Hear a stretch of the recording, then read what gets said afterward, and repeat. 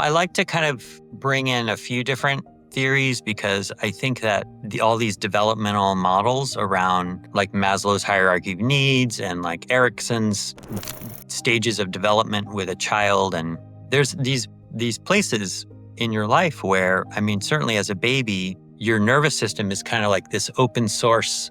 You just think you're part of everything. And so when something happens that disrupts a sense of like safety or belonging or connection, you take your sensory mind and body takes it in as like, that's me. Like I'm impacting myself. I am losing connection with myself. You see your mother or these attachment figures or caretakers as an extension of you. So I mention that because early on, if you have these, what I would say, either traumatic or disruptions in your developmental process, your mind and your body come online to try to adapt to that situation and make sense of it.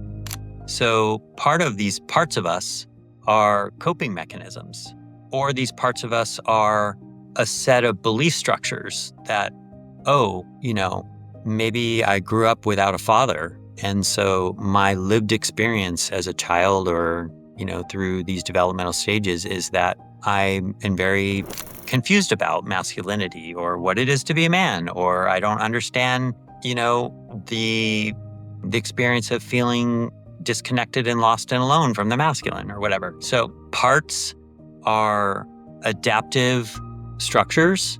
They can be cognitive, they can be physical, emotional, your nervous system. If you think of like the fight, flight, freeze, fawn responses that our nervous system does, those kind of impulses and very natural responses can become kind of fixed in time or stuck in time in relationship to an experience of our lives and become like a part. So a part of me as a 12-year-old that was bullied, or, a teenager who's a rebel, or, the kid who's just aloof all the time and avoidant. These can be kind of like identities that we become kind of formulated at certain times in our lives. So it's useful to kind of consider that these places in time, they're like a placeholder with a part of us that has a belief, a story, a situation, and that begins often at certain points in our lives as a part, and then we carry it forward. So as an adult,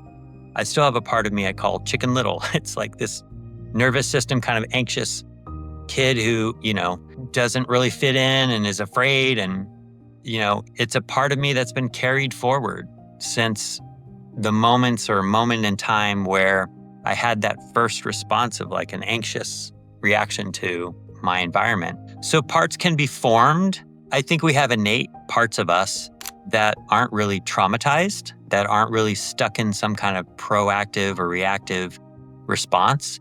So I think we have parts of us that are open and vulnerable and playful. And, think of a young child, typically they don't have to learn how to like laugh. It just comes spontaneously. They don't have to learn how to, feel hurt. So our emotions are all kind of innate to us. But what makes them apart is when they become kind of extreme or kind of stuck in time or carry a bunch of belief systems around what's true or not true. So it's interesting because it kind of ties back to this three-legged stool thing where there can be these innate dimensions of us that have their own kind of qualities. But if there's belief systems attached to them, fear structures attached to them, or unresolved questions or misunderstandings about life in general, then they become kind of this solidified thing that wants our attention, How do you personally recognize when you are like operating from a part? Yeah, so I don't think it's necessarily a bad thing for me to be blended with my parts, because that can be a whole part in itself to judge myself for being, a part. So if I'm in some kind of reaction, usually that's a part. If I'm not engaged in the present as it is, I'm kind of interpreting what's happening and then responding to some interpretation that generally signals to me that I'm in some kind of part structure.